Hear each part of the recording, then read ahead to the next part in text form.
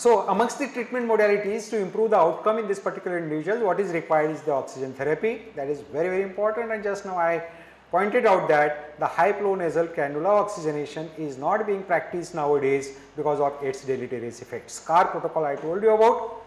Second modality of the treatment that is very important again is the antivirals, and right from the beginning of the COVID we have been trying these particular drugs like say hydroxychloroquine, like say lopinavir, ritonavir, like say azithromycin, like say doxycycline, ivermectin, favipiravir and remdesivir.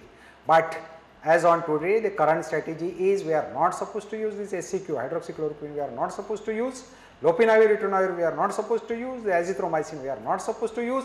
Doxycycline, ivermectin was out of this particular strategy some time back, but now again has come up. Doxycycline and ivermectin can be used.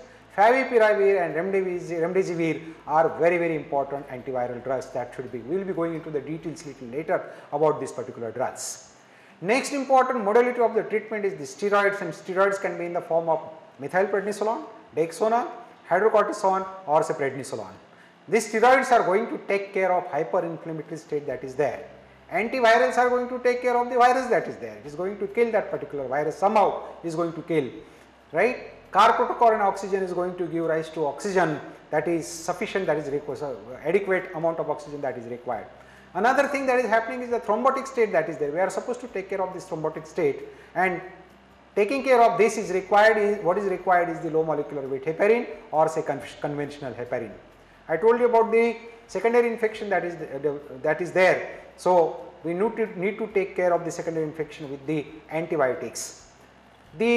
Again the hyperinflammation that is there, one of the immunomodulator that can be tried, one of the rather so many immunomodulators those can be tried. One is the tocilizumab, another one is the itolizumab that can be tried in this particular individuals. But here again I like to say important thing that colchicine was tried in this particular individuals, the methylene blue was tried in this particular individuals, but as on today currently colchicine should not be tried, the methylene blue should not be tried, the famotidine should not be tried, melatonin should not be tried. So whatever should not be tried, so like say HCQ, lopinavir, ritonavir, azithromycin, colchicine, methylene blue, famotidine, all these drugs are not to be. What remains with us?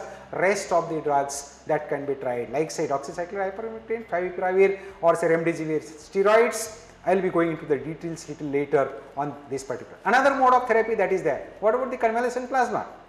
Needless to say, trials have or research have proved that the convalescent plasma is of no use in these particular individuals. We should not be attempting to use this particular conventional plasma. I don't know, but somehow that the practice still is going on in some of the centers.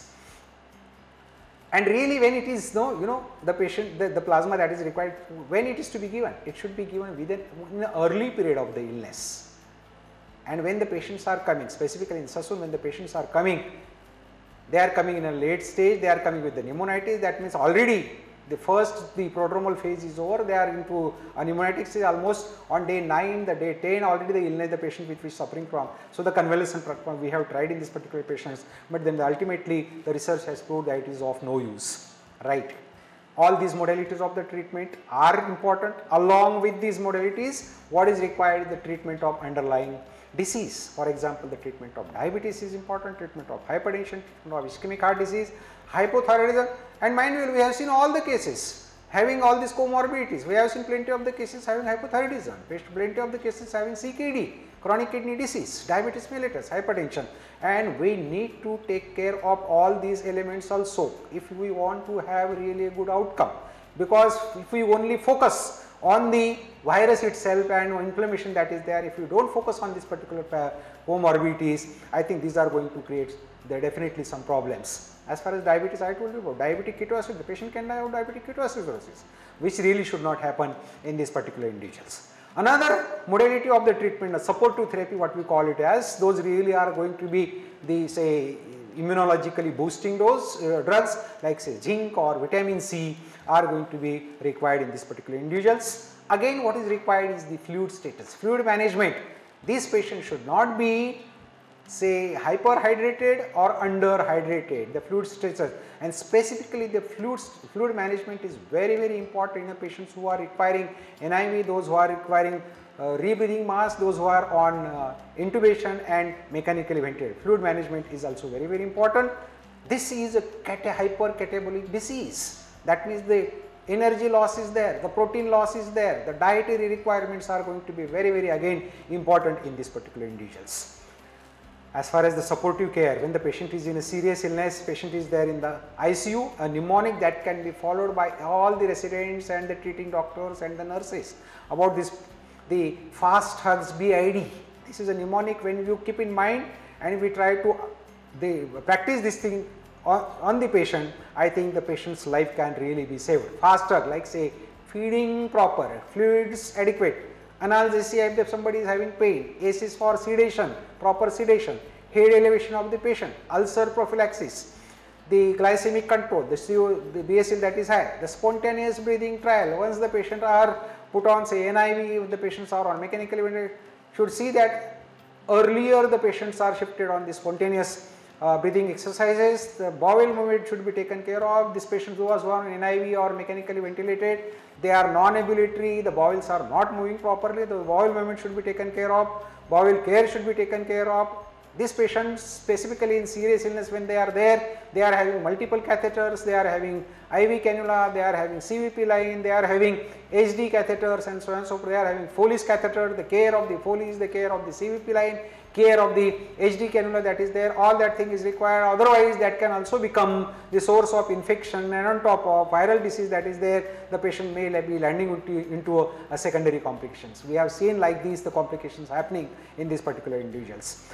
And D that is there, BID, amongst the D that is there is the de-escalation of the antibiotics. When their patients are put on antibiotics, no doubt the antibiotics are very, very important, but should not be going on for many, many days, like say 5 days, 7 days, the antibiotics, same antibiotics are going without looking for the blood culture report, the urine culture report. De-escalation, what is actually required in this particular individuals, either the going for the higher antibiotics or going for the lower antibiotics based on the culture reports, that should be practiced in this particular patient, and taking care of the delirium is also going to be. Supportive treatment is equally important as that of the antiviral drugs like remdesivir, as that of the anti-inflammatory drugs like say steroids, as that of antithrombotic drugs like say low molecular weight heparin or heparin. Supportive care, specifically when the patients, those who are on ICU, is also very, very important.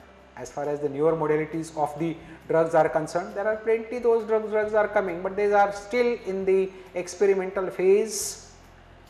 The correct guidelines, as long as those are not available, as on today we are not supposed to use these particular drugs, including say baricitinib that is there, infliximab that is there, bevacizumab that is there, and nowadays this drug is coming up like anything, 2-deoxy or 2-glucose. Right, but unless and until the protocols are made available about all these particular, we don't know in future these drugs we may be finding that these drugs are going to be helpful in certain category of the patients. These are the newer modality of the drugs.